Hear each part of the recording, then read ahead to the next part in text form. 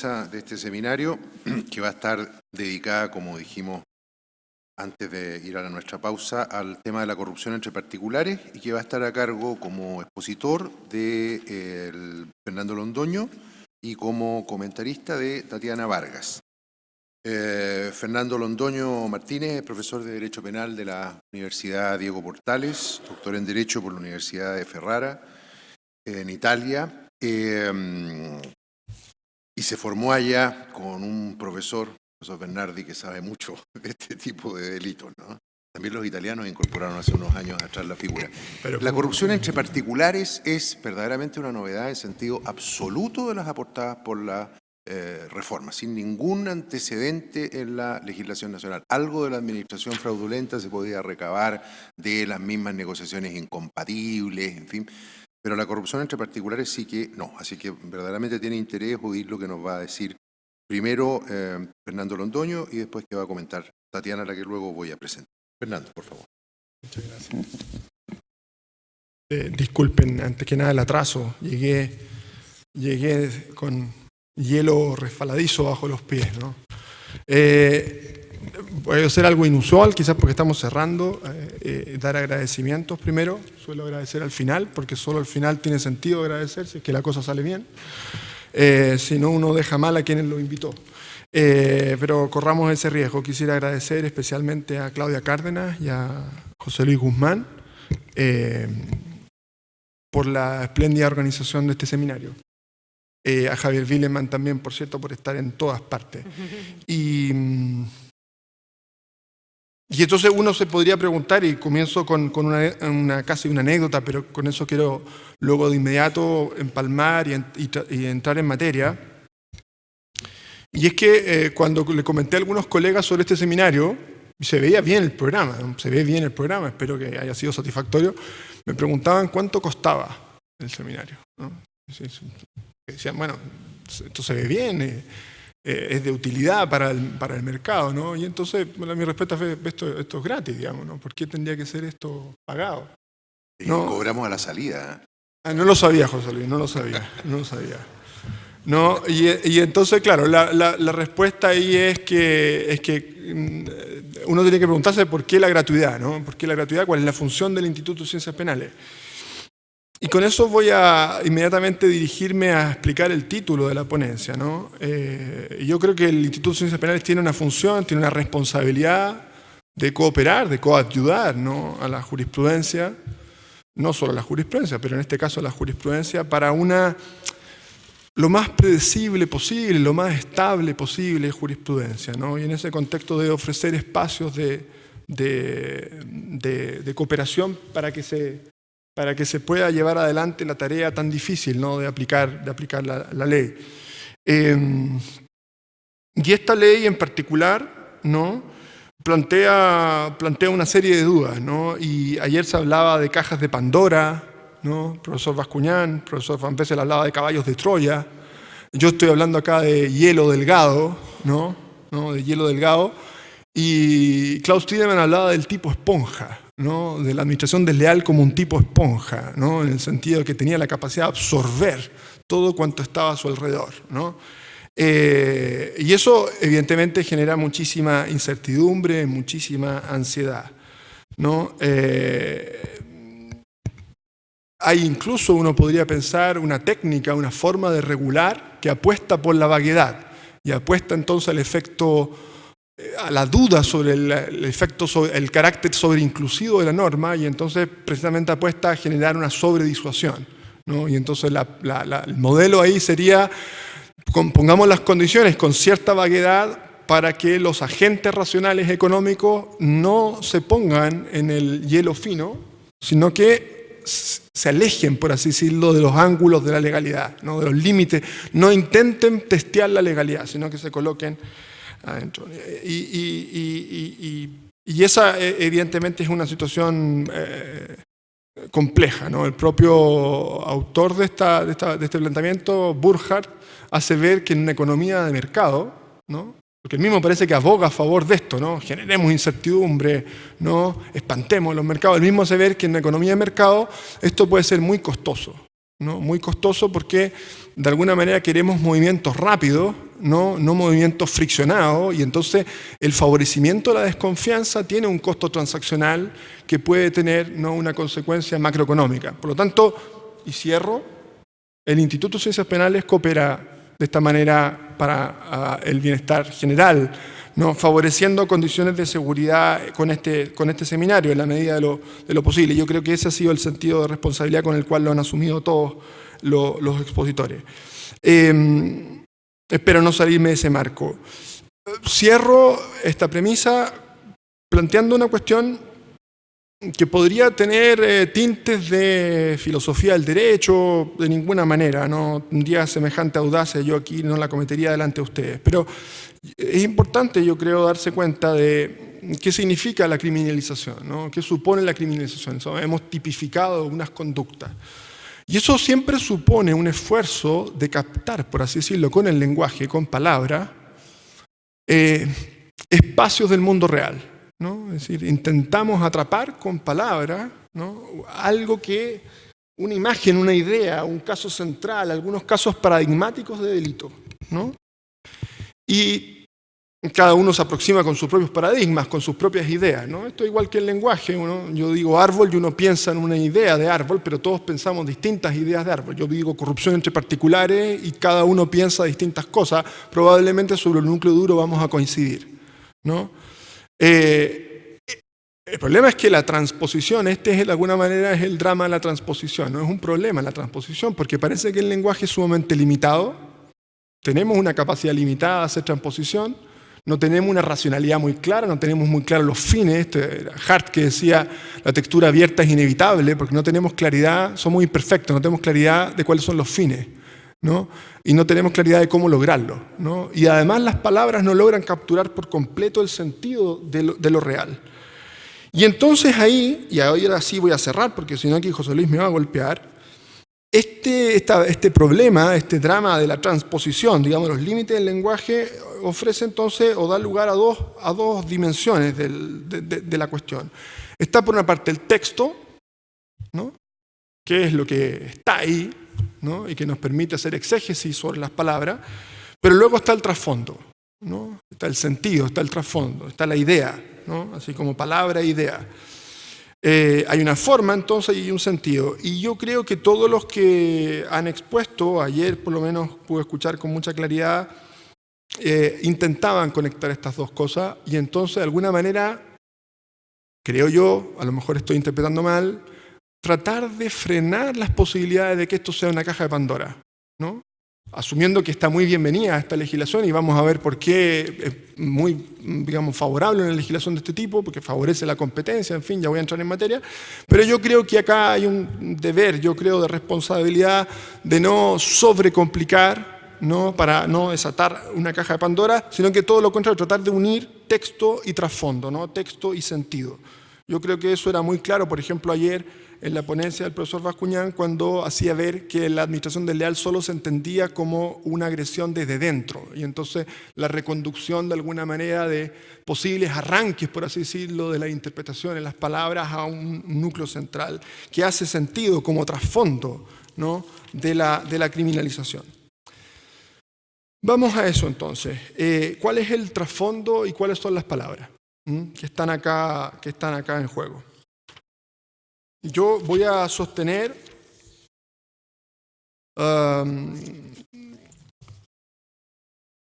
una pregunta básica para comenzar. ¿Cubren las nuevas figuras de corrupción entre particulares algo más que los casos centrales de soborno en licitaciones o negociaciones de adquisición de productos o servicios en general? ¿No? Es decir, ¿cuánto se pueden abrir estas palabras para cubrir algo más que el caso central que probablemente tenía el 99% de los agentes en su cabeza cuando hicieron la transposición? Y anticipo la tesis, y después van a ver que intento hacer una disección vamos a adelantar después la lámina, una disección ahí está el 287 bis, y aquí hay una suerte de disección, digamos, una descomposición, y pongo en rojo lo que me parece hielo delgado, ¿no?, terreno pantanoso, cajas de Pandora, ahí yo creo que hay espacios de apertura. y pongo de inmediato la atención, así saco un poco de ansiedad y ya ven que hay una tesis o al menos una idea detrás de esto, en la expresión un oferente, ¿no? Yo creo que ahí se juega mucho, lo hemos discutido con uno de los fautores, ¿no? de esta regulación, ¿no? El profesor Hernández. Yo creo que ahí se juega parte de la capacidad expansiva que puede tener la aplicación de este tipo, ¿no? Es decir, si se trata de un oferente concreto, y eso supone entonces que exista tal cosa como una licitación, ¿no? Y que nunca ahí, ¿no?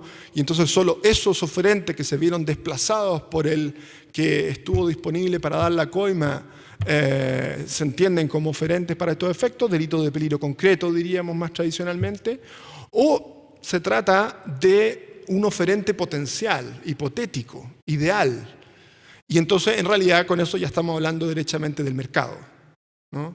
Esa, por ejemplo, es inmediatamente una, no diría caja de Pandora, pero ahí hay una zona de apertura. También hay una zona de apertura en el favorecer, ¿no? ¿Qué significa favorecer? También influenciar, puede ser, o solo se trata aquí de mojar, perdónenme la expresión, aquel que va a tener poder de decisión sobre la contratación, ¿no? ¿Qué pasa si coimeo a alguien que puede influir, que puede mover hilos, pero que no es determinante? ¿No? Ahí a lo mejor también hay un espacio de apertura, lo plantea el profesor Hernández en un espléndido comentario al 287 bis, ¿no? Muy malo hacer publicidad tan en casa, ¿no? Pero bueno. ¿Ah? No, eso sí que está acá, pero eso sería de muy mal gusto. Mire cómo me incita. No, menos mal que no es publicidad engañosa, que es otra forma de atentar contra la competencia. Bueno, y en cambio me parece que hay otras zonas que son más duras, ¿no? Suelo duro, y ahí están en verde, ¿no? Ahí están en verde. Pero no quiero perder el hilo de la cuestión. Entonces la pregunta es, ¿cuán expansivo es este tipo penal? ¿Y cuán en cambio es contenible? Y acá, digamos, yo diría, la tesis, por una parte parece claro que se trata de un tipo que viene a proteger la competencia y no está construido en línea con las fórmulas de administración desleal, como por ejemplo en Italia, queridísimo José Luis, ¿no? Donde del 2635 el Código Civil italiano no tiene ninguna aplicación, ¿no? Por una serie de razones que tienen que ver también con un prerequisito para accionar que estaba en los particulares, en fin. Me parece claro que el modelo acá que se sigue es el de la competencia. Voy a decir algo sobre eso y también quizás para fines pedagógicos explicar qué se juega o dónde puede estar la diferencia entre este modelo y la administración desleal con un par de ejemplos, algunos muy contingentes como el caso de Neymar. Ya voy a llegar a eso. Ese es un planteamiento de idea seguro. En la segunda parte de la presentación, entonces, voy a mostrar que el tipo es mucho más restringido de lo que la rúbrica parece indicar. Ahí probablemente voy a discrepar en algunos puntos del comentario de Hernández que plantea escenarios de apertura. Me parece que se puede entender la norma de una manera mucho más restrictiva y eso se coloca en 4 planos y ya voy a inmediatamente mencionarlo.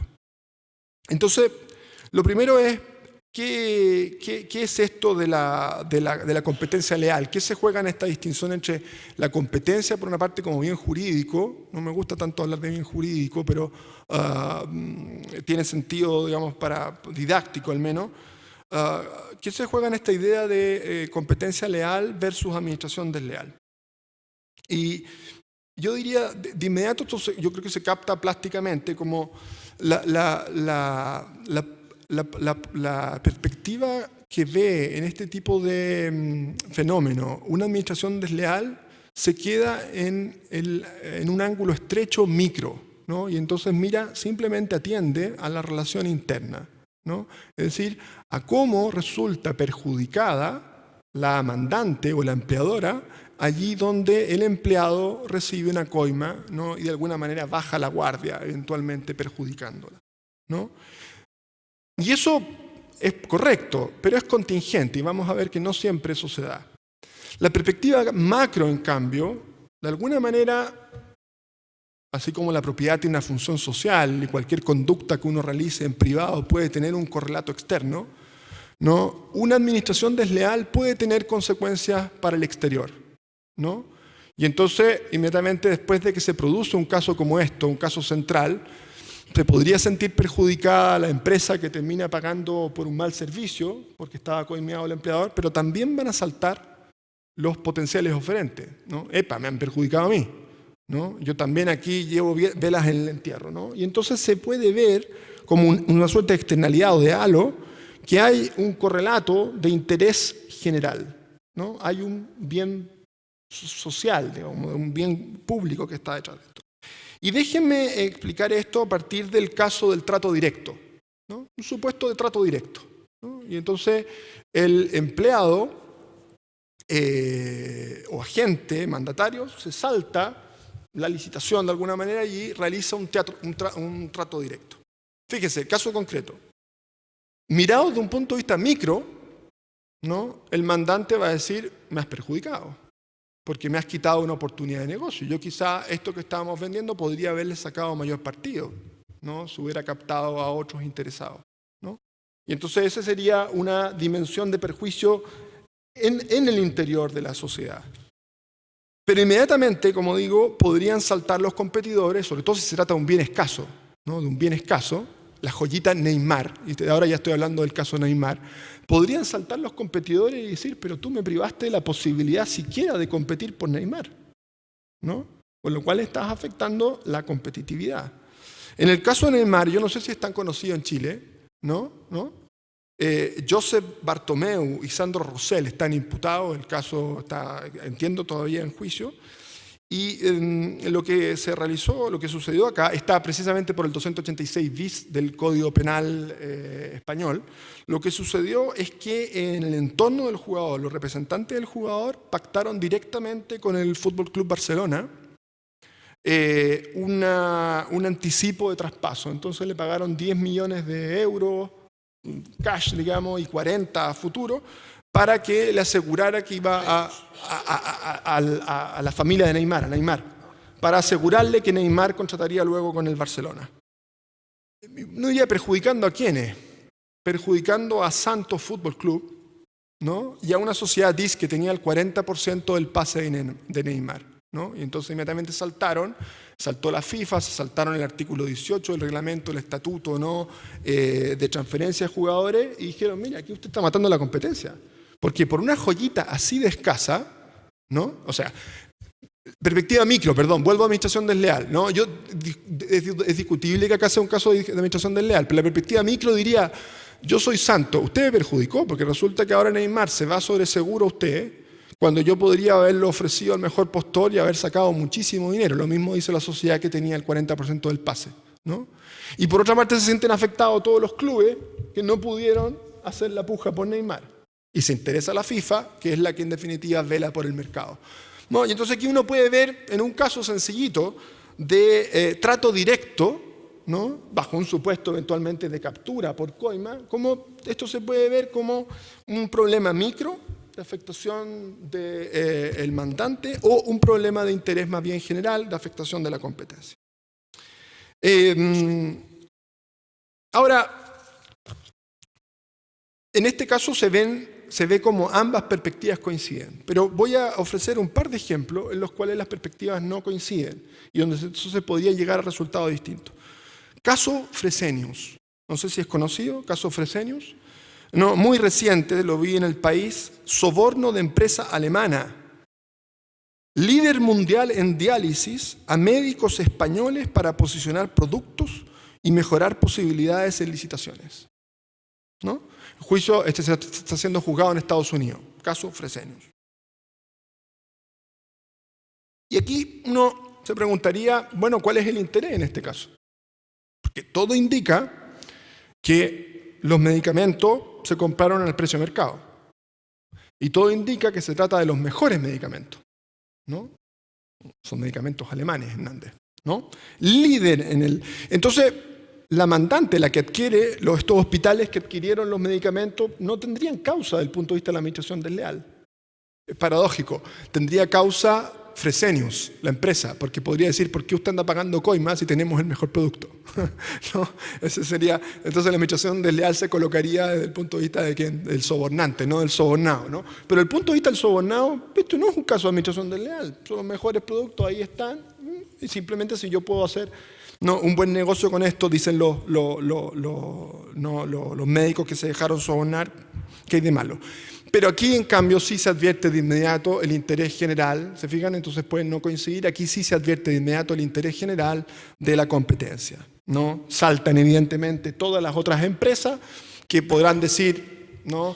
Quizás nosotros no somos las mejores, pero mira, ofrecemos el producto a más bajo precio, con otras condiciones, y nos quitan la posibilidad de competir siquiera, en la medida que estos médicos españoles están enceguecidos a causa del lucro que esto supone, ¿no? Tienen una anteojera, solo ven el dinero, ya no velan por el interés de nada más, ¿no? Y entonces se sienten perjudicados. Eso es un caso donde, como digo, hay asimetría entre los dos intereses. Y ofrezco un último caso, un tercero. Me han dicho que es un caso real, entiendo, que sucedió en Chile, el caso SEIM, ¿no? Uno aprende mucho de esto. ¿Qué es el SEIM? Es un sistema de seguridad de ultimísima generación. ¿No? Entonces, a mí me explicaba esto, me lo explicó un experto en seguridad, que funcionan, ¿no? como unas corazas, así como si uno se pusiera un chaleco antibala para evitar los virus, etc. Esto es de última generación, entonces es como ponerse 4 capas, así, como 4 capas. El problema es que para la empresa que lo había contratado, este SEIM, que es algo que usan los bancos, básicamente, los bancos o el ejército, qué sé yo, el aparato militar en Estados Unidos, les quedaba como poncho, absolutamente como poncho. O sea, era inviable, era carísimo, estaba muy por sobre las necesidades de seguridad que eran modestas de esta empresa, ¿no? Y por lo demás la mantención de este SEIM era pero altísima, absurda, hasta el punto que, y esto es lo bonito del caso, a los 6 meses, no pudiendo pagar las mantenciones, no entendían nada los técnicos que iban, quedó la máquina botada, no la usaba nadie. Yo creo que a Hernández le suena esto a las máquinas ordeñadoras alemanas, ¿no? Lo que pasa es que ahí se hizo desde afuera y era un problema de estafa, aquí sería desde adentro. Entonces, ¿qué había pasado? Todo indica que los informáticos que desde esta empresa modesta, que no necesitaba tanto, no necesitaba las máquinas ordeñadoras, no necesitaba el SEIM, estaban coimeados, digamos, por el proveedor del SEIM para adquirir este producto fantástico, ¿no? Y aquí, fíjense, yo creo que hay una asimetría, porque acá hay una administración desleal muy clara, ¿no? De parte de los informáticos, quienes convencieron a la gerencia de adquirir este producto que les quedaba como poncho, inservible. Pero, ¿hay realmente un atentado contra la competencia acá? ¿Quién puede reclamar acá? ¿No? Es un caso más discutible. O sea, hay que decir, no, pero es que no, todos los oferentes de mecanismos de seguridad digamos, de primer nivel, ¿no? Porque a nosotros nos habrían podido comprar si usted no hubiera sido... Es un poco absurdo, ¿no? O sea, yo creo que ahí parece que solo está en juego el patrimonio, ¿no? Entonces la dimensión micro, y no está en juego para nada la decisión, la competencia. El interés, entonces eso es simplemente una rapidísima explicación pedagógica para ver dónde están las diferencias. Como digo, el interés que favoreció el legislador chileno inequívocamente es el de la competencia, ¿no? Que es funcional a favorecer un desarrollo económico sólido, ¿no? El sentido del injusto, ¿no? Es, digamos, la corrupción como una forma de acción, entiendo que eso es un planteamiento de Juan Pablo Mañalich, ¿no? Es decir, como una forma de acción, como una modalidad de agresión, supone una cualificada distorsión o una tentativa de cualificada distorsión del fundamento de la contratación en los negocios. El fundamento de la contratación en los negocios debería ser el mérito y la competitividad, ¿no? Eso hace que, y esto lo dice el Consejo de Europa, eso hace que el desarrollo económico sea sólido, ¿no? Sea sólido, porque está construido sobre la lógica de la excelencia, ¿no? Es muy bonito como excellere parece que significa empujar hacia afuera, ¿no? De alguna manera superarse, salir de la celda. Cella en italiano, Keller en alemán, ¿no? Excellere, ¿no? Y esa es la idea, eso es lo que este modelo de competitividad quiere favorecer. Ahora, esta idea, yo creo, de que el legislador chileno favoreció este modelo se desprende del propio texto. Yo creo que es inequívoco, ahí está la idea de favorecer a un oferente por sobre otro. Está la historia de la ley, no los voy a agobiar con eso.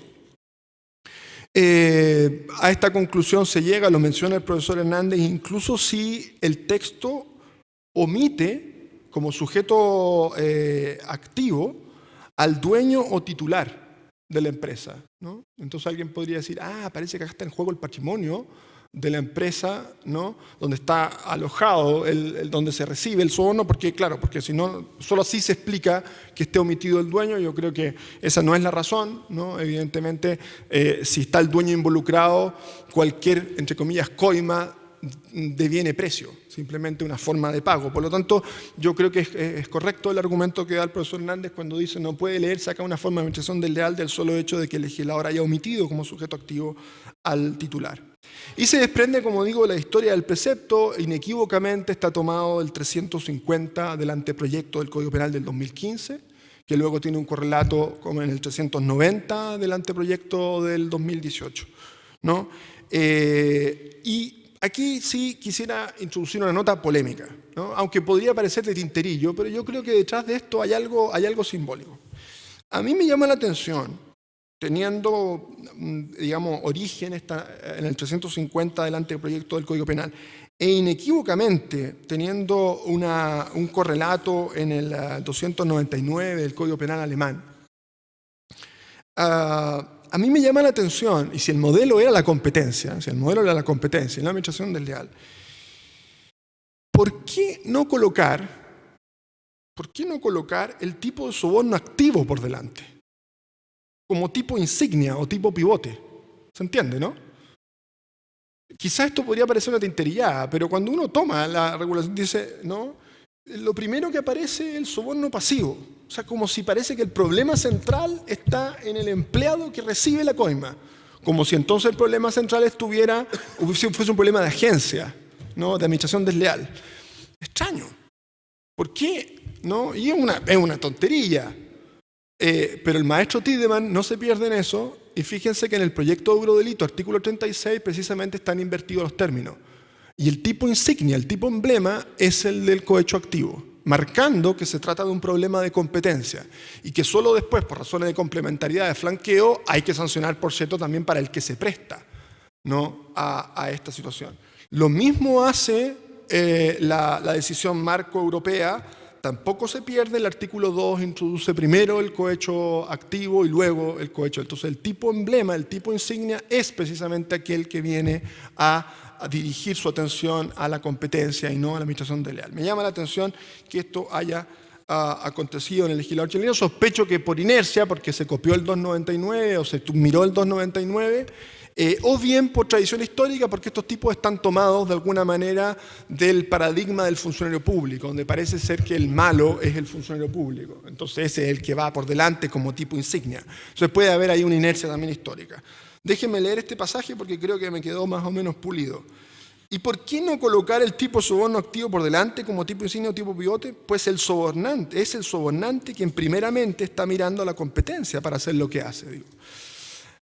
Es decir, saltarse las reglas del juego limpio. El sobornado simplemente se presta para ello por su propio interés antes que nada. Pero poco dice su conducta sobre la competencia. La conducta del empleado, del funcionario, del empleado de la empresa, digamos, donde se recibe el cono, más bien es sintomática de un desdoblamiento potencialmente perjudicial para la empresa. De comienza a perder allí aquella objetividad, el funcionario funcional a los buenos negocios para su empresa.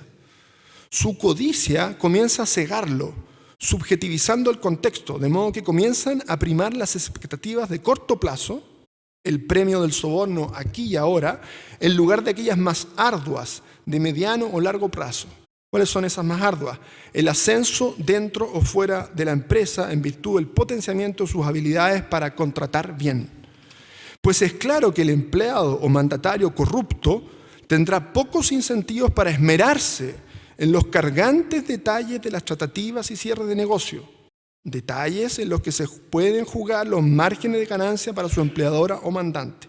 Sí, no se empleará en estos detalles si ya ha puesto las cómodas anteojeras perdiendo así rango de visión, concentrado como está en la recompensa inmediata, que le está asegurada por la contraparte, haga o no haga bien su trabajo para su mandante. Se ha desalineado entonces el funcionario, el empleado. La corrupción entonces como forma de acción ha plantado el veneno. Ahí está el desdoblamiento, ¿no? Ahí el desacople, un problema de agencia justamente, que constituye el fundamento de la visión que no se impuso en Chile, ni en Alemania ni en España. Es decir, aquella que asume la forma de la administración desleal, infiel. ¿Por qué entonces, insisto, colocar por delante como tipo insignia a la figura de cohecho pasivo que le rinde honor a la lectura derrotada? ¿No tenía acaso sentido poner por delante la figura emblema del modelo que se impuso por influencia alemana, el cohecho activo? Cierro con esa tinterillada. Vamos ahora a lo del hielo fino o el terreno duro. En lo que sigue voy a hacer un esfuerzo por hacer ver la no despreciable estrechez de cobertura de la figura, que me parece no se aleja mucho de una cobertura de los casos centrales. Y anticipo, yo creo que eso está bien. Yo creo que está bien que la figura debute así, ¿no? Es verdad que el legislador a lo mejor juega aquí con el efecto, el chilling effect del que hablaba Burkhardt, ¿no? El efecto sobredisuasivo, cuando le pone el título atemorizante, ¿no? De corrupción entre particulares. Corrupción entre particulares es todo. Corrupción en cualquier ámbito, ¿no? Y sin embargo, parece ser, y esa es la lectura que voy a ofrecer, todo indica que se trata más bien de corrupción entre particulares en el ámbito de los negocios, es decir, allí donde es posible contratar, que es algo no muy distinto al 299 alemán que habla de adquisición de bienes y de servicios, ¿no? O del 285 bis español que agrega o relaciones comerciales. Es decir, la tesis aquí sería la siguiente: pese a que el legislador chileno, por una razón que desconozco, se cuidó de tipificar el contexto, no hay un contexto tipificado, ¿no? De todas maneras yo creo que de la idea de favorecer a un oferente para la contratación, se podría, yo creo, restringir esto a los ámbitos que son exquisitamente de la competencia en los negocios, para excluir otros en los que estamos envueltos los particulares, ¿no? Y voy a dar algunos ejemplos. ¿De dónde o de qué elementos se desprende esta estrechez, este suelo duro? Primero, aquí voy a ir apurando, José Luis. Primero, de la exigencia de un contexto de contratación. De contratación. Ustedes tienen, conviene tener el texto a la vista. La exigencia de un contexto de contratación, lo que supone la exclusión de toda hipótesis de corrupción entre privados cuyo output esperable no sea una contratación. Eso es obvio. Pongo un ejemplo. Piénsese solamente en un supuesto de corrupción en un contexto educacional privado, en el que se ofrece un beneficio para la concesión de un título o evaluación favorable, ¿no? Entonces, pago para que me entreguen el título de arquitecto, de abogado, lo que sea. Tampoco quedarían cubiertas aquí, porque no hay una contratación ahí esperable, tampoco quedarían cubiertas aquí, aunque sí por las respectivas figuras, supuestos de corrupción funcionales, por ejemplo, a la obtención de información estratégica o de cualquier otro tipo que pueda perjudicar al mandante o titular. Eso es obvio, ¿no? Entonces, soborno a un funcionario, no sé si recuerdan el caso Tata, no tenía esas características, o sea, María Inés Horvitz se debe recordar muy bien, soborna a un funcionario para que haga de caballo de Troya y entonces entregue información hacia afuera para que luego la licitación sea realmente un traje a la medida, ¿no? Y entonces la empresa Tata había sobornado eventualmente a un funcionario del registro civil para que este funcionario del registro civil le diera la información necesaria a Tata para que luego Tata participara bien, ¿no? Eso yo diría, a lo mejor ese caso es más discutible aquí, ahí quizás me piso los pies porque es un caso que al final va a terminar o va a redundar en una contratación, ¿no? Pero cualquier otro supuesto, yo creo, de espionaje industrial evidentemente queda cubierto por el tipo respectivo, pero no creo que pueda alcanzar acá, aunque haya habido una coima para un empleado o mandante, ¿no? Primero, entonces, Primera restricción, primer espacio de suelo duro. Segunda restricción. Y esta yo creo que es menos perceptible, menos perceptible. La testé aquí con Hernández para ver si no era una tinterillada. Segundo, de la exigencia de que se trate solo de un favorecimiento, y por favor sigan el texto ahí, de o para la contratación, estoy parafraseando, la fórmula no es esa, de la exigencia de que se trate solo de un favorecimiento de o para la contratación, lo que bajo una lectura binaria, atención, supone el desplazamiento de un oferente, y no también de un favorecimiento en la contratación. Es decir, en la medida que el favorecimiento, insisto, es de o para la contratación y no en la contratación, yo creo que no quedan incluidas las concesiones de condiciones favorables o ventajosas, pero que no necesariamente son excluyentes de otros oferentes, ¿no? Y es decir, por ejemplo, si yo le pago a un funcionario del Jumbo para que me coloque los productos, ¿no? Y ahí todo esto tiene tarifa, o le pago a alguna persona del Mercurio para que me coloque en el cuerpo de reportajes en vez de, no sé, en un cuerpo que no lee nadie, ¿no? Y entonces me da una condición favorable respecto a otro, pero no excluye a los otros en principio. Eso es administración desleal respecto del Mercurio, respecto de Jumbo, pero no es un supuesto, yo creo, de alteración de la competencia en estos términos, así como está redactado. Así como está redactado. Es entonces un favorecimiento ese en la contratación, mejores condiciones para este que no me tiene aguachado, pero no para que ese desplace a otro. ¿Se entiende, no? ¿Se entiende, José Luis?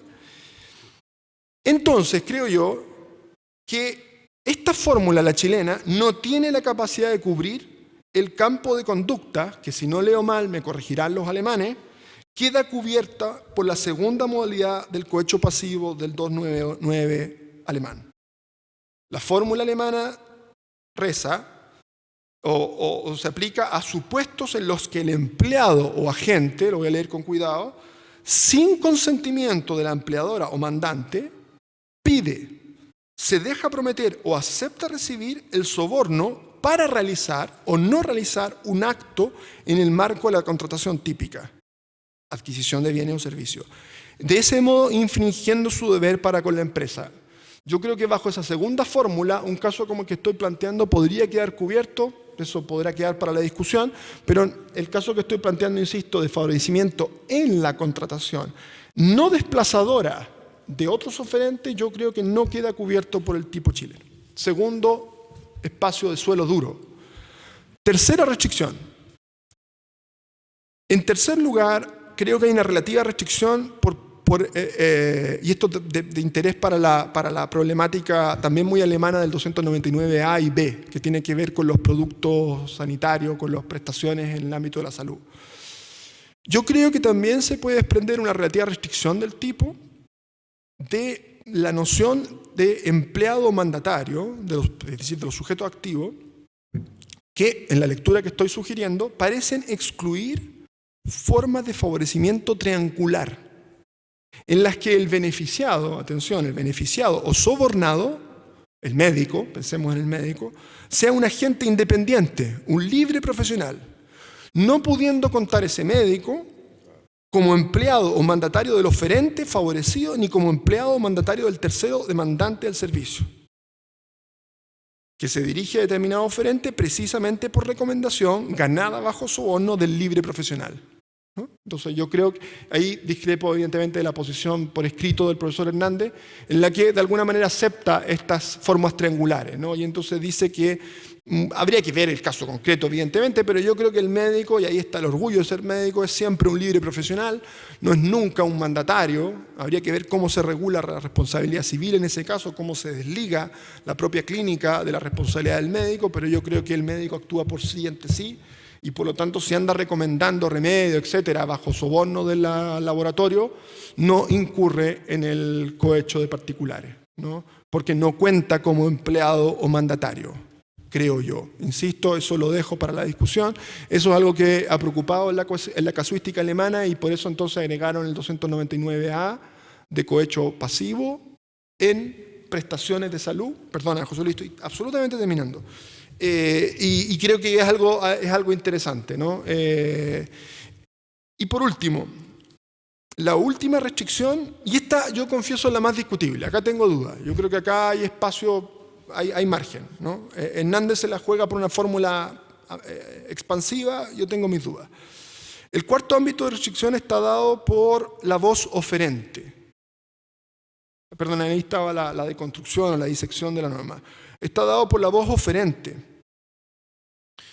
Y se plantea aquí la cuestión sobre si acaso se exige un contexto concreto de negociación. Eso lo anticipé al principio cuando enuncié la tesis, ¿no?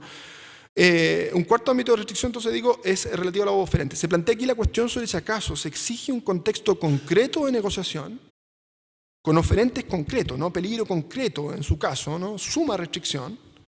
Es lo que estaba pensando Huenchumilla, ¿no? Huenchumilla, hay un pasaje, ¿no?, que cita Hernández en su comentario en el que Huenchumilla explica muy bien, mire, esto es lo que estamos haciendo, ¿no? Este es el espacio del mundo que estamos cubriendo con lenguaje. Y pone ese supuesto, ¿no?, donde un sujeto se gana la licitación, una licitación que está ahí aconteciendo, se la gana mojando a alguien desde la empresa y por lo tanto desplazando a los otros oferentes que ya tienen nombre y apellido. Peligro concreto, ¿no? O bien, la sugerencia que hace Hernández, basta un contexto o ámbito competitivo cualquiera. Es decir, por oferente, un oferente es un potencial o hipotético oferente, lo que se deja entonces explicar como peligro abstracto, con la consecuente mayor amplitud del tipo, ¿no? Y esa yo entiendo que es la posición mayoritaria en derecho comparado. Es decir, la posición mayoritaria en España, hasta donde pude revisar, es que esto se debe entender como un delito de peligro abstracto y por lo tanto se entendería que se satisfacen las exigencias del tipo allí donde existan potenciales oferentes y entonces no debe tratarse necesariamente de una licitación en curso.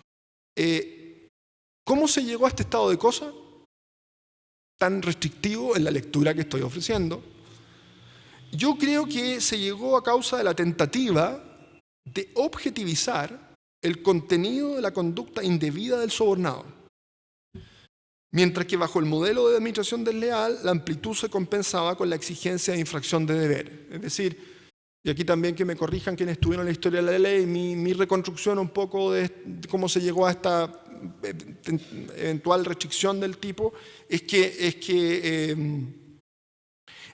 arrancando de una de las propuestas, aquí yo realmente me pierdo en los vericuetos de la historia de la ley, hubo mociones, indicaciones, comisiones mixtas, ¿no?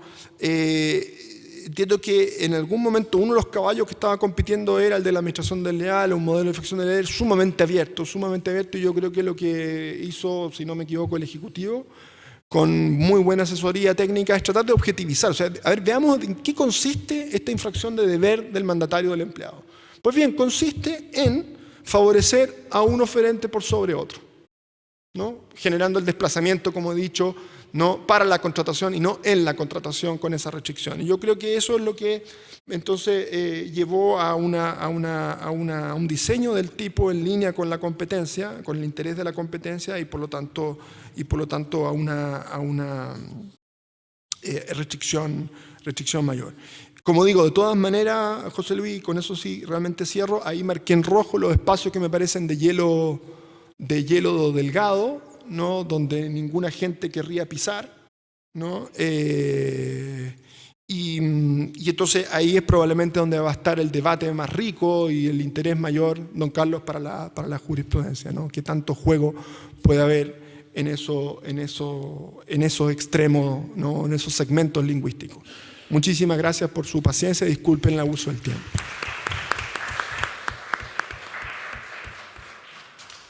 Muchas gracias, Fernando.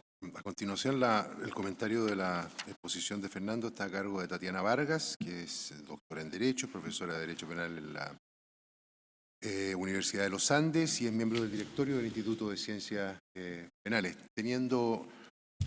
No crean que el Instituto de Ciencias Penales solo deliberadamente cumple con la regla de género. Lo que pasa es que afortunadamente el número de mujeres penalistas en Chile es hoy día ya considerable, apreciable, así que no hay necesidad prácticamente de estar cumpliendo con cuotas en nuestra institución. Muchas gracias, José Luis.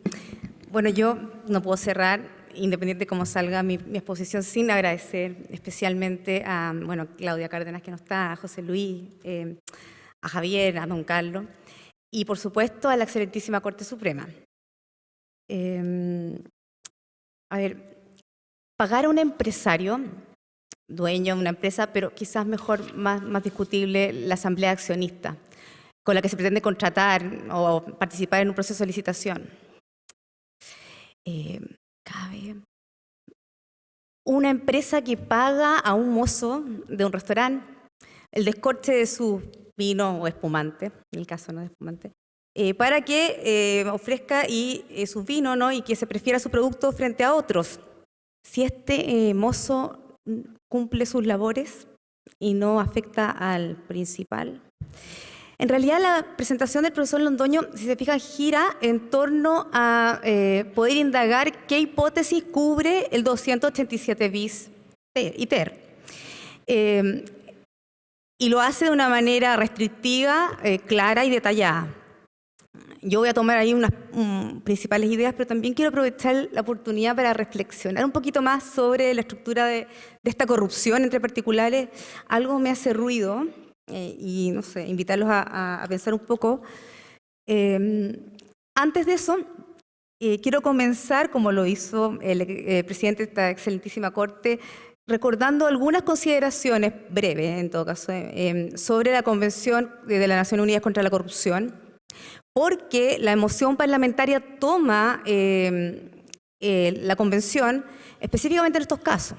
Yo voy a destacar solo la afectación, algo de las medidas preventivas y específicamente el artículo 21, que fue la propuesta originaria de cohecho contra los particulares, soborno contra particulares, que después se modificó. Después se introdujo esta idea de competencia, afectación a la competencia leal, ¿no? Entonces, fíjese bien que, esto lo dijo respecto de que afecta a la corrupción, ¿no? El preámbulo habla de problemas, amenazas que plantea para la estabilidad y seguridad de las sociedades al socavar las instituciones y valores de la democracia, la ética, la justicia y comprometer el desarrollo sostenible y el imperio de la ley. En las medidas preventivas es interesante ver que el artículo 12, cuando se refiere al sector privado, fíjese bien que habla de mejorar normas contables y de auditoría. Y lo que sí me interesa mucho destacar es el artículo 21 cuando se refiere, o recomienda, ¿no? Porque no es obligación, la sanción penal de este soborno en el sector privado. Habla de determinado sujeto, ¿no? El que dirija una entidad del sector privado o cumpla cualquier función en ella, que incumplan deberes inherentes a sus funciones por beneficio indebido, actúe u omita. Fíjense bien que uno podría pensar que ya la norma actual de alguna manera amplía los sujetos, vamos a ver que no están así, pero restringe la acción, ¿no? Solamente para favorecer o por haber favorecido, no la contratación de un oferente por sobre otro y no cualquier acción o omisión. Entonces hay una restricción importante por ese.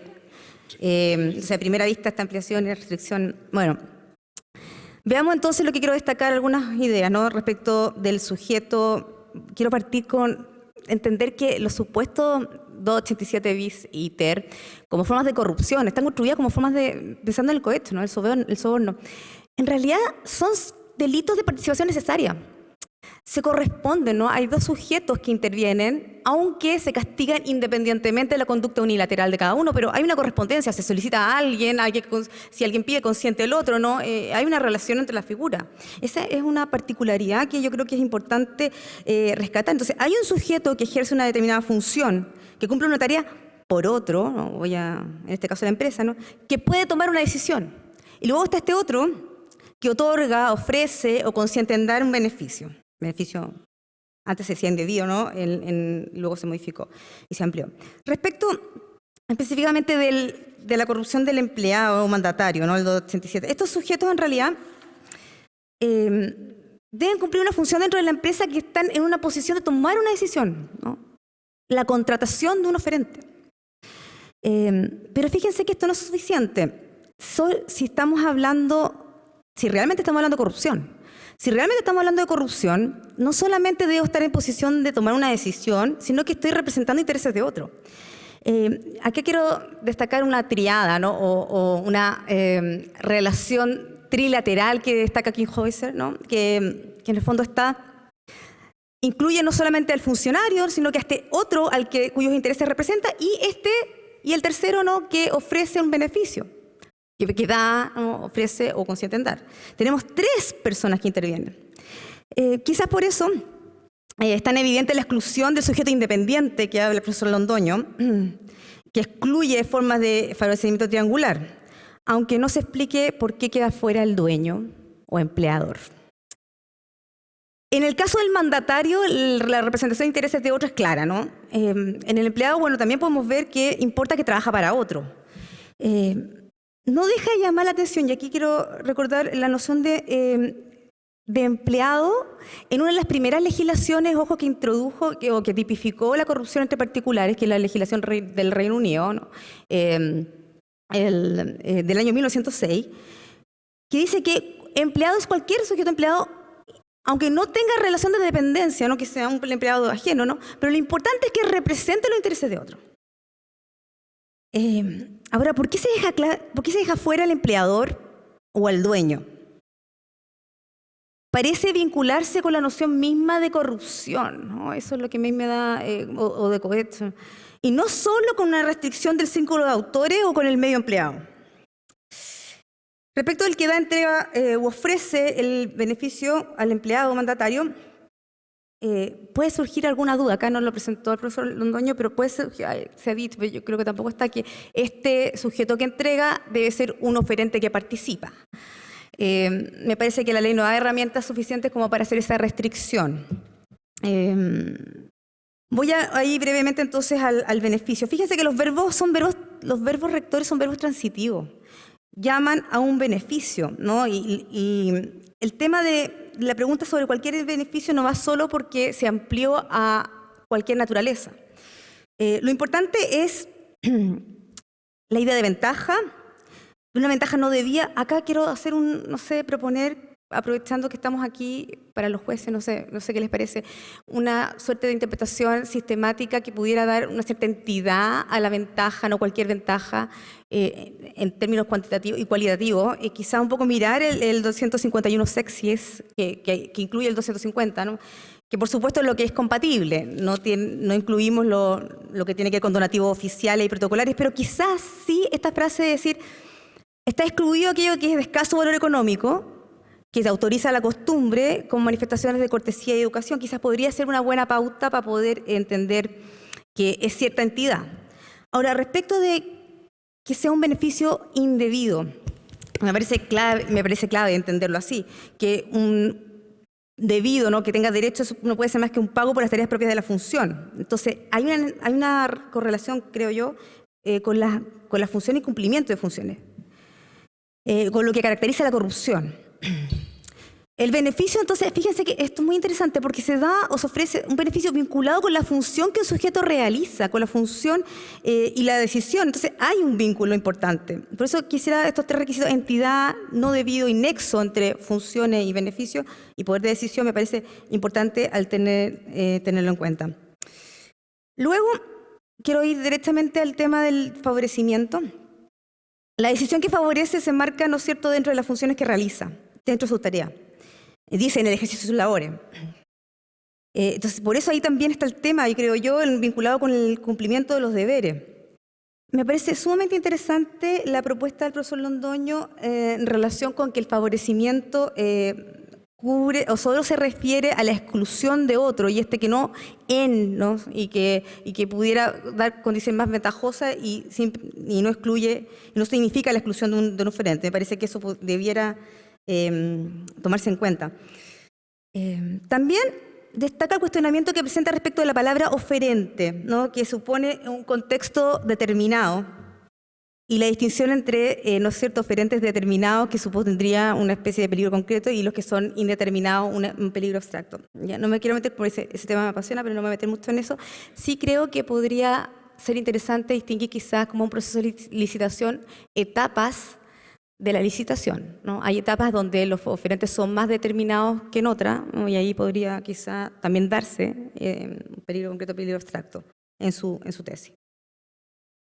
Ya, eso rápido solo porque quiero ir a esta reflexión sobre lo que es esa estructura de la corrupción entre particulares, que es lo que me hace ruido, porque, a ver, en realidad la corrupción está construida y pensada sobre la intervención de funcionarios públicos, que normalmente, y se hace referencia, ¿no es cierto?, a estos deberes de lealtad, de probidad, en relación con la función que cumplen. En el caso de los particulares es distinto, ¿no? Funciones distintas. Entonces, ¿cuál es el límite? Y me parece muy rápido mirar a la competencia leal, al mercado. Claro, si uno observa la regulación, la expresa del legislador, claro, sí, es fácil decirlo, ¿no? Porque ahí está. Pero eso quiero reforzarlo simplemente, especialmente porque se trata de una nueva norma de conducta, o sea, reforzada penalmente. O sea, esta norma no existía antes. Y además presenta las dificultades de que se requiere delimitar la norma de conducta por reglas que no están, no hay reglas administrativas, jurídicas que permitan. O sea, es importante ver las específicas funciones y los particulares procesos de licitación. Ahora, hay dos básicamente, y eso se dijo en el proceso, en la historia de la ley, dos grandes modelos que se podían haber adoptado, ¿no? Un modelo que busca la competencia leal, justa y honesta en los mercados, y el otro, la tutela de la lealtad laboral, lealtad en el cumplimiento de los labores, o lealtad institucional. Bueno, la tesis mayoritaria, ¿no? En España, en Alemania, un modelo alemán, y la que sigue el profesor Londoño, también apoyada con el profesor Hernández, mira, ¿no es cierto?, la competencia leal, aunque fue interesante la distinción que hace entre la fase macro y la fase micro, ¿no? Y además también aparece en la historia de la ley, pero ojo que con algunas precisiones que quiero advertir. Entonces, más allá de la evidencia de que sí hay una afectación de la competencia leal cuando uno habla de favorecer a un oferente frente a otro que queda excluido, obviamente el mercado aparece, eso es evidente. Ya, pero creo que nosotros deberíamos ir pensando un poquito más, ¿no? Y si nosotros miramos la corrupción misma, y miremos la corrupción incluso del funcionario público.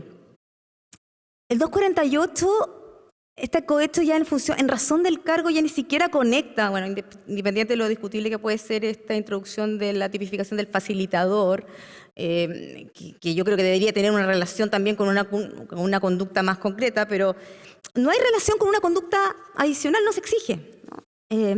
Y en las demás hipótesis, las conductas son distintas, pueden no ser delito, puede cumplir, ¿no? O sea, yo creo que parece tener sentido esta tesis que plantea Kienhäuser y que también sigue, ¿no es cierto?, Mañalich, que considera, ¿no es cierto?, la corrupción como un medio de agresión, una forma de ataque que puede afectar distintos bienes jurídicos. Y en este caso, la competencia leal. La competencia leal. Entonces, la corrupción, fíjese cómo estaría. La corrupción entre particulares sería un delito contra la competencia mediante corrupción. Todavía me hace un poquito de ruido. El medio estaría dado por un beneficio vinculado con el ejercicio de una función por este sujeto que está en posición de decisión. Yo digo, distinguir la corrupción de la conducta, fíjense que está separado con esta definición, ya advierte una definición independiente de estas conductas anexas que me interesa ir un poquito más allá. Los elementos que parecieran estar presentes en todas estas conductas de corrupción de cohecho son, o sea, sujetos que realizan una determinada función con poder de decisión, un beneficio indebido vinculado con el cumplimiento, más bien con incumplimiento de deberes y funciones, pero también este elemento adicional que explica por qué los dueños y los empleadores no están, que es el representar intereses de otro. Si bien Kienhäuser funda la exclusión solo en una restricción de medios relevantes, o sea, dice el legislador eligió qué medio, y este no es un medio relevante castigar al dueño, él también exige que para que haya corrupción tiene que haber representación de intereses de otra persona. Entonces, esta idea permitiría incluir, fíjense, y aquí yo no pensé que incluir la asamblea de accionistas, ¿no? La asamblea de accionistas participa en la propiedad de una empresa, pero no son poseedores de la empresa y actúa en nombre de una empresa con poderes de delegación. El empleado y el mandatario cumplen funciones para otro, aceptar un beneficio no debido por ejercer tales funciones supone un cumplimiento de deberes que, si se fijan, se trata de una afectación hacia adentro o desde dentro, ¿no? Que podríamos también nosotros ver. Esta idea micro que decía, pero no lo hablo en términos de mercado, ¿no? Sino que de incumplimiento de deberes, que puede perturbar además otros bienes jurídicos como la competencia leal en este caso. Pareciera ser que la opción del legislador sigue la estructura del cohecho, ¿no? Soborno, se llamaba soborno. Así era también la convención. Donde parece central, ¿no es cierto? Bueno, hay algunos aquí y aquí una tesis interesante, esta idea de acuerdo ilícito, ¿no? Con deslealtad del principal.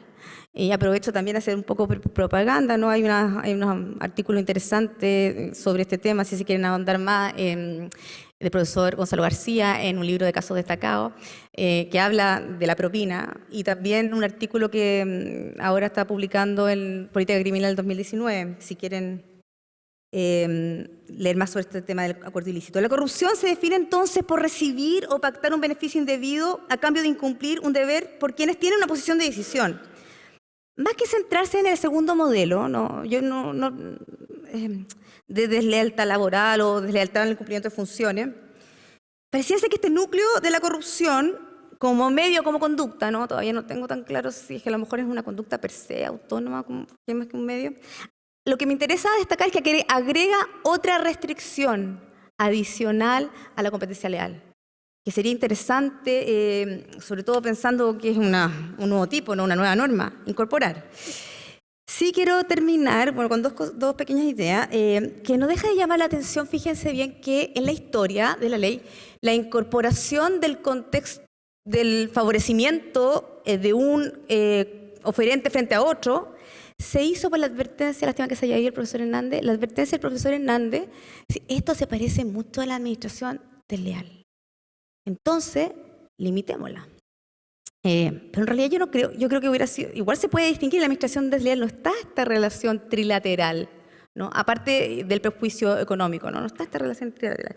Y solo tengo una pequeña duda de una de las cosas que dijo el profesor Londoño ahora en su poética declaración, que la encontré muy linda, pero a mí me parece, o me merece duda la centralidad del soborno activo que plantea, no solo por esta cosa de que cuál es primero, cuál es segundo, porque de hecho en la propuesta original de la moción parlamentaria estaba primero, sino que por la conducta misma que en realidad no es más que, es una inducción. La inducción sí, es una forma de participación especialmente importante, por algo tiene una pena tan alta, pero una inducción, quien actúa es el funcionario. Además, en términos de pena, no tiene mayor pena, incluso tiene menos, bueno, en uno de los supuestos que uno podría decir que no es la inducción, ¿no? Pero eso. Gracias. Bien, muchas gracias, Tatiana. Nos hemos prolongado un poco. La ceremonia de cierre está prevista a las 7, de manera que vamos a hacer un ciclo nada más que de preguntas, a 3, para terminar dentro de tiempo, que no se vayan retirando ustedes, que al final es un poco triste desde la mesa ver que se va la gente, digamos, que nos vayamos todos juntos. Así es que recibimos preguntas. Don Carlos, ya lo tengo anotado. ¿Alguien más? El profesor Bascuñán. Don Javier, ¿alguna cuarta pregunta? Voy a anotar a Alex Van Bessel que no había preguntado. Entonces, don Carlos, ¿no? Entonces me quedo con Luis Emilio. Entonces, el profesor Bascuñán, por favor. Gracias. Yo tengo una pregunta para los dos profesores. En general, antes de hacer esa pregunta, quisiera aprovechar de hacer un comentario que está sugerido por el profesor Londoño en su exposición, que por razones de tiempo no pudo hacer referencia a una cuestión de historia fidedigna, pero que creo que es muy importante, que está detrás de la exposición del profesor Londoño. Yo no he leído el comentario del profesor Hernández a la disposición, pero me imagino que esto también está explicado en ese comentario. Desde el año 2015, el 299 alemán tiene una estructura de 2×2, o sea, tiene un número 1, un número 2, el número 1 tiene un número 1 y 2, y el número 2 tiene un número 1 y 2. Es una estructura de 2×2 muy simple. El número 1 es el pasivo, cohecho pasivo empresarial, el número 2 es cohecho activo empresarial. El número 1,1 es cohecho pasivo empresarial atentado a la libre competencia. El número 1,2 es cohecho pasivo empresarial de administración desleal. El número 2.1 es cohecho activo empresarial de atentado a la libre competencia y 2.2 es, por decirlo así, es un cohecho no activo de inducción a administración desleal por el empleado. Ahora, en la historia fidedigna está claro que el legislador chileno conoció esa regulación y se quedó exclusivamente con el 1 de los dos, o sea, con el 1.1 y con el 2.1. Es decir, decidió que no iba a tipificar un soborno que produjera efectos al interior, como dice el profesor Londoño, micro, sino que solo iba a tipificar un soborno pasivo y activo que produjera efectos macro. Ahora, eso significa, profesor Londoño, yo diría que hacer una comparación con el sub 2 está completamente fuera de lugar. Porque lo que uno tiene que comparar es la redacción chilena con el 1.1 o con el 2.1, pero nunca con el 1.2 como la hizo usted. Más bien yo diría que todo lo que uno en Alemania ve como diferencia entre el cohecho hacia afuera, libre competencia, con el cohecho hacia adentro, es un elemento de interpretación del derecho chileno que no se extiende al cohecho hacia adentro, sino que solo se queda en el cohecho hacia afuera, ¿se entiende? O sea, es un marco que permite una interpretación restrictiva muy fácil si es que uno se mantiene siempre comparando con el sub 1 en las dos suposiciones. Ahora, y eso es bien interesante porque el 1 es preferir a un oferente sobre otro, mientras que el 2 es infringir deberes para con la empresa. Entonces se trata de dos ideas completamente distintas que están vinculadas, ¿no?, en esta regulación. Por eso es tan importante tenerlo de frente. Ahora, en ese punto, profesor Londoño, y también a la profesora Vargas, no sé cuánta capacidad de rendimiento tiene, pero me llama la atención que la regla alemana no habla de un empleado mandatario, sino que habla de un empleado mandatario de una empresa. Y entonces ahí hay un punto de relevancia económica de la situación. O sea, no es cualquier empleado mandatario en cualquier posición, ¿no?, sino que es empleado mandatario de una empresa y por lo tanto ahí hay una relevancia económica en la organización de personas a la cual él pertenece. Y en segundo lugar, ¿no?, que favorece o haber favorecido la contratación y usa la fórmula alemana de que de una manera deshonesta, ¿no?, en relación con la competencia. Con lo cual también agrega una concreción de relevancia de ese comportamiento como comportamiento contrario a la competencia, que es lo que falta aquí. Entonces la pregunta es, digamos, a los dos, del hecho de que falten esos elementos en esta regla, que es una regla que es totalmente de importación alemana, ustedes deducen que hay menos interés en restringir el delito a un delito que tenga relevancia para la competencia porque se hace en una empresa y de un modo de manifiesta deslealtad con la competencia, o que uno tendría que entender que esos requisitos están implícitos y que entonces el elemento relevancia como atentado para la libre competencia es un límite material inherente al delito y sirve como interpretación restrictiva. Esa sería mi pregunta. Bien, gracias. El profesor Wilemann. ¿Tú? ¿Yo? Sí. Perdón. Dos comentarios. El primero, en relación con la elección de modelos. Como antecedente, que no estoy completamente seguro, pero casi, entiendo que la redacción es una adaptación de la redacción original del anteproyecto del 2015, ¿no? Y el anteproyecto del 2015 sí hacía inequívocamente referencia al caso del empleador. Porque se la había, creo, no estoy completamente seguro, pero creo recordar que se discutió en esos términos, también con razones políticas, y era un modo de dar cuenta inequívocamente de jugársela por el modelo de la competencia, contra el modelo de administración desleal en el cual se entiende naturalmente que no puede cometer el empleador, es obvio. O sea, ahí hay un elemento más de inconsistencia, más allá de la tinterillada de no partir con el soborno, sino de partir con el cohecho pasivo. Eso como comentario. Y lo segundo, respecto a la tesis interpretativa del profesor Londoño, o sea, que tiene que tratarse de un contexto, por así decir, concreto de oferta, o sea, que excluye un oferente completo, yo creo que eso tiene dos consecuencias nefastas que son bien claras de anticipar. Uno, solamente se puede dar en procesos de contratación que sean, por así decir, artificialmente competitivos, o sea, que tengan la forma de la licitación. Y eso incluso en los ámbitos en los cuales no hay mercado. O sea, no hay mercado porque no hay oferta suficientemente dispersa para efectos de que uno pueda fijar precios de mercado.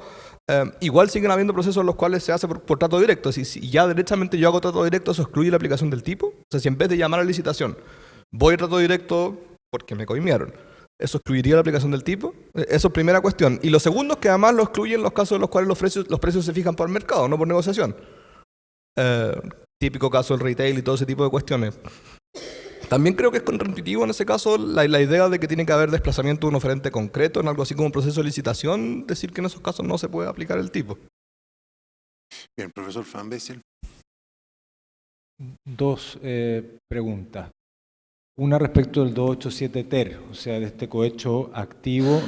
Mi pregunta es si la interpretación de este tipo penal se puede desligar en cierta forma de la del 287 bis, en el sentido de que uno pudiera, o sea, por la apertura del sujeto activo del delito, si uno pudiera, ¿no es cierto?, pensar en que el delito lo puede cometer también alguien que le paga a un tercero para que favorezca la contratación de un oferente respecto de otro, actuando sobre una persona de una empresa distinta sobre la cual él tiene influencia. ¿Podría uno llegar tan lejos o la interpretación del 287 TER depende absolutamente en sus límites del sentido que tiene el 287 bis? No sé si me explico en la pregunta. Sí, una especie de cohechos, digamos, encadenados, exactamente. No es necesario que el segundo coheche al primero, basta con que... Te lo encargó. Claro, haya cohecho en la primera interacción, Sí. y que ese que está, ¿no es cierto?, cohechado en la primera interacción, tenga capacidad de influir en la contratación de proveedores que va a ser un tercero que pertenece a otra organización, digamos, ¿no?, a otra empresa. Esa es una primera pregunta. Y después sobre insisto en la pregunta de Javier Willenmann respecto del principal, ¿no es cierto?, de los beneficios, haciendo el añadido de que puede haber, pero absolutamente, una afectación de la competencia leal si es que los beneficios o las prebendas que se le entregan o se le ofrecen al titular, al principal del negocio, son ocultas respecto de los otros oferentes, digamos, de tal manera que ellos no tienen ninguna posibilidad de equiparar, por así decirlo, esta oferta. Bien, una última intervención que es del profesor Rojas. Allá.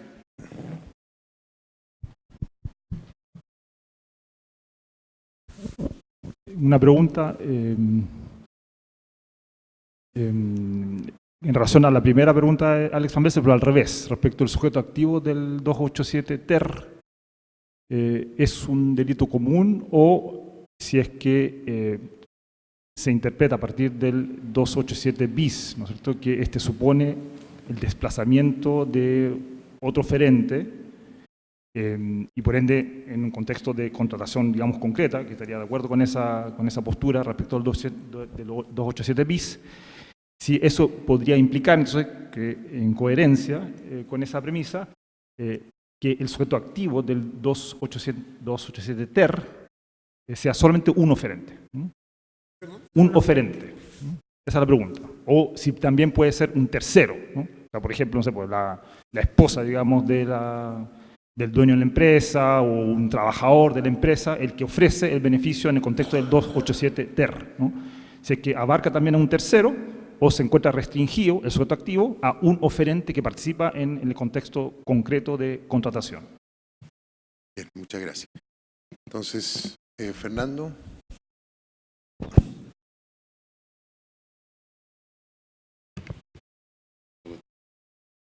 Bueno, muchas gracias por las preguntas, ¿no? Son difíciles.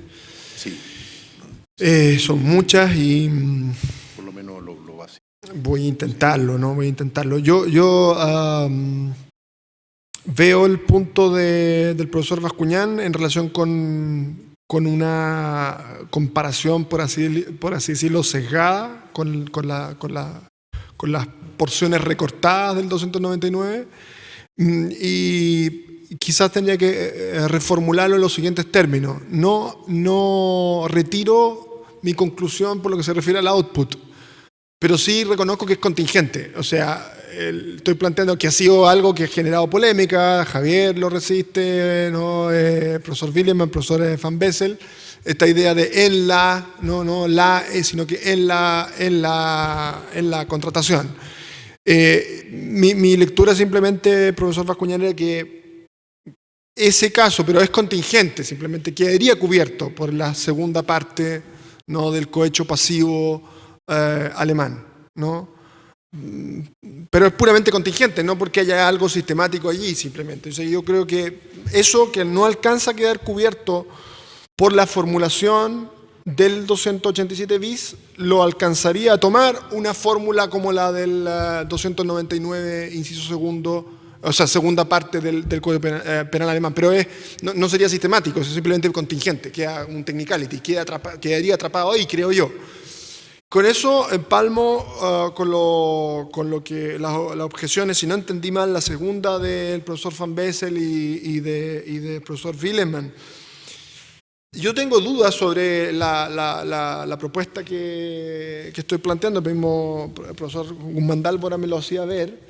Y yo aquí reconozco que estoy disociando de alguna manera palabra y sentido, ¿sí? Eso lo reconozco. O sea, yo creo que todo indica el trasfondo, ¿no? De nuevo, ¿no? O sea, todo indica que es conforme al espíritu de la tipificación, ¿no?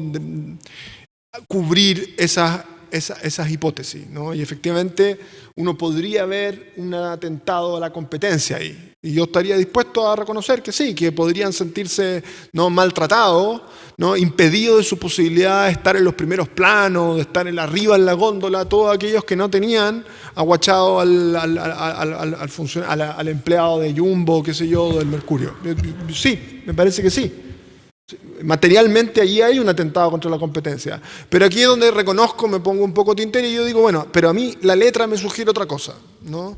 La idea de que sea para la contratación, ¿no? No es en la contratación, ¿no? No son condiciones favorables que están disponibles para cualquiera. O sea, perdón, contrataciones que están disponibles para cualquiera, en principio, marco en el cual, ¿no?, se recorta de alguna manera el contrato. Yo, en esos casos, y eso a lo mejor puede ser una coincidencia o no, profesor Bascuñán, ahí está muy a la mano la administración desleal, porque con toda razón podría decir Jumbo, ¿por qué usted le está haciendo un cariñito a esta empresa, no cobrándole menos para que coloque sus productos arriba? Me está perdiendo una oportunidad de negocio. Si usted no hacía eso, yo cobraba el precio justo por colocar el producto en la góndola arriba, o el precio justo por publicar el aviso en primera plana. De manera que yo experimento un perjuicio patrimonial en ese contexto, ¿no? Y eso es lo que precisamente queda atrapado, yo creo, por la segunda parte del 299. O sea, el interés del mandante, ¿no?, que se siente perjudicado por la deslealtad del funcionario. Y yo de hecho comencé la exposición haciendo ver que podía o no haber coincidencia. O sea, que hay supuestos en los cuales un atentado contra la competencia es al mismo tiempo un atentado contra el patrimonio del mandante, pero hay contextos en los que no coincide. No, este podría ser un contexto en el que materialmente coincide, concedo el punto, materialmente coincide, pero creo que la letra es infeliz. No se condice con ese ideal de alguna manera tipológico, ¿no?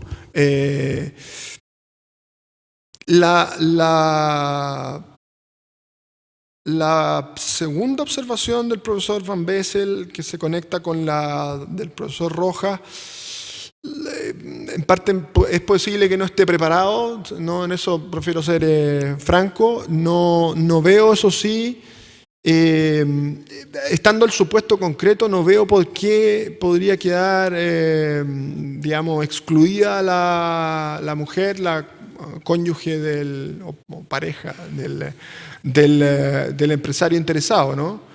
Y no veo necesariamente coincidencia entre la apertura del sujeto activo ahí y la referencia al oferente. Evidentemente tienen que haber velas en el entierro, si no esto no tiene ningún sentido. O sea, tiene que haber tal cosa como una posibilidad de ganarse el negocio, si no, ¿para qué o a qué título pago yo? De manera que el supuesto concreto, si no lo entendí mal, perdóneme, puede ser que no me dé la capacidad a esta hora, pero si no lo entendí mal, yo ese supuesto no lo veo problemático. Lo del profesor Van Bessel, yo no sé si también está allí la idea, que algo lo dije muy de refilón, de si acaso puede contar como favorecer el influir para que se favorezca. No sé si estaba también eso latente en su pregunta. Y yo creo que sí, esa por ejemplo es la posición por escrito de Hernández. Yo creo que el favorecer es lo suficientemente elástico, ¿no?, como para tolerar esa influencia, ¿no?, que es menos idónea, ¿no?, de alguna manera, menos idónea que el pago a aquel que la lleva, el que va a zanjar la licitación o la negociación, pero de todas maneras allí no está puesta una exigencia tan alta como pagar para poner las condiciones para casi asegurar el negocio. Por cierto que no se trata de un delito de resultados, eso no cabe ninguna duda, ¿no? Pero parece entonces que una relativa idoneidad, ¿no?, media idoneidad como la de pagarle a aquel que va a solamente influir, es tolerada por la voz favorecer. Yo creo que eso, ahí yo no vería una restricción. Pero no sé si con eso estoy respondiendo a la consulta. Es posible que se me haya quedado algo más. Cierro con esto, que puede ser interesante. Le comentaba al profesor Guzmán Álvaro, se me quedó algo en el tintero, que se está discutiendo, y yo creo que estamos en un contexto muy forense. Los españoles sé que lo están discutiendo sobre si acaso podría quedar cubierta la hipótesis de abogados que cobran para derivar clientes, ¿no? Y entonces ese sería el supuesto. Que es altamente explosivo, ¿no? Y entonces, por ejemplo, ya en el código deontológico en España se prohíbe, ¿no?, el cobro y acá también, me dice Alex, que acá también, pero eso ya está prohibido. Es decir, de manera, está claro, y yo tuve, digamos, conocimiento reciente de situaciones en las cuales se comienza a plantear que entonces habría una afectación a la competencia. Entonces todos aquellos abogados, aquí sí es claro que son potenciales, evidentemente no existe tal cosa como una licitación, son todos potenciales, y ¿por qué te favorece a tal abogado o tal otro? Ver, es que ese abogado es de los míos, ¿no? Ese es el nombre que yo tengo aquí, porque bueno, esa es una cuestión que yo creo que podría llegar acá y plantearía algún tipo de dificultad. Por último, solo... Perdone, don Carlos, quizás matizar un aspecto, y es que puse el ejemplo del cohecho triangular, ¿no?, de la hipótesis del médico. O sea, el caso que queda inequívocamente excluido, yo creo, de acuerdo a la propuesta que estoy ofreciendo, es el caso, que es cada vez más escaso, del médico, digamos, independiente, completamente independiente, ¿no?, como antiguamente tendía el médico en su casa, ¿no? Yo creo que ese no puede contar como empleado, por cierto que no es empleado, pero tampoco puede contar como mandatario. Más problemático, insisto, el caso... Ahora, el caso, entonces ese yo creo que es un caso fácil y lo quería hacer ver, simplemente que no queda cubierto. La reconstrucción que hace Hernández sugiere, después véanla, que sí queda cubierto ese caso. Yo creo que faltó ligar ahí, ¿no? Lástima que no esté Hernández, faltó digamos, conjugar eso con la exigencia del sujeto activo, simplemente, ¿no? Así que se entusiasmó con esta idea. El caso más discutible, José Luis... Fernando, es que realmente estamos a la hora. Es cuando es dependiente de... No, Fernando, lleguemos acá porque hay cierta estructura que respetar. Perdonen que me ponga firme, pero... entonces... Yo quería dejar con la última palabra a una dama. No. Bueno, entonces devuelvo la palabra a don Julio Mundaca, de la Corte Suprema. Sí. Muchas gracias, profesor. Le damos las gracias y un aplauso, por favor, a los integrantes de este último panel. Les pido a los integrantes, por favor, del panel, si pueden bajar y ubicarse en la primera fila para hacer el cierre de este seminario, por favor. Sí, esperamos, don Carlos, que bajen para que... Por acá, ¿no? Sí, por favor. Bien, distinguidas colegas, distinguidos colegas, hemos llegado al término de este seminario que ha sido sin duda altamente exitoso desde todo punto de vista. La asistencia de más de 100 personas marca un punto aparte en esta época en que la mayoría de nosotros que estamos vinculados a la actividad académica sabemos que conseguir 20 personas que asistan a una jornada académica es sin duda un logro. De manera que esta asistencia tan masiva debe llenarnos de orgullo y de complacencia. Pero en el éxito que complace al Instituto de Ciencias Penales y a la Corte Suprema ha tenido una influencia directa el esfuerzo de nuestra distinguida colega y exdirectora, doña Claudia Cárdenas, y de nuestro director aquí presente, don José Luis Guzmán Dálvora, quienes diseñaron y organizaron el evento y actuaron además como excelentes moderadores. Vaya para ellos un especial agradecimiento de parte del directorio y creo que también de todos los asistentes.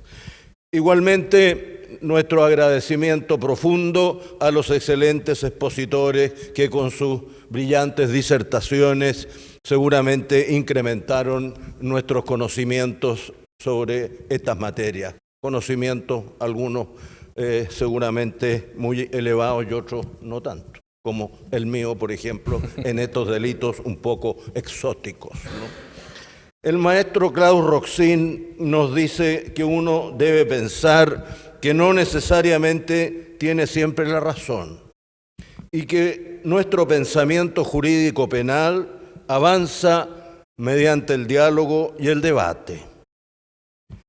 Precisamente la actividad del Instituto de Ciencias Penales, que ya ha cumplido 81 años de existencia, se ha realizado siempre mediante el diálogo y el debate, con pleno respeto de todas las opiniones. Actividad que ha contado tanto en el seminario del año pasado sobre libertad condicional como en el que ahora finalizamos con la activa colaboración del Poder Judicial, academia y Poder Judicial reunidos. Conjunción que estamos ciertos se reiterará en el futuro con alentadores resultados para todos. Muchas gracias y muy buenas noches. Muchas gracias, don Carlos. Agradecemos la presencia de todos ustedes y también de los profesores y profesionales que siguieron este seminario por televisión. Y les recuerdo que desde mañana pueden encontrar todas las transmisiones, tanto de ayer como de hoy día, en el sitio web poderjudicialtv.cl. Hasta pronto.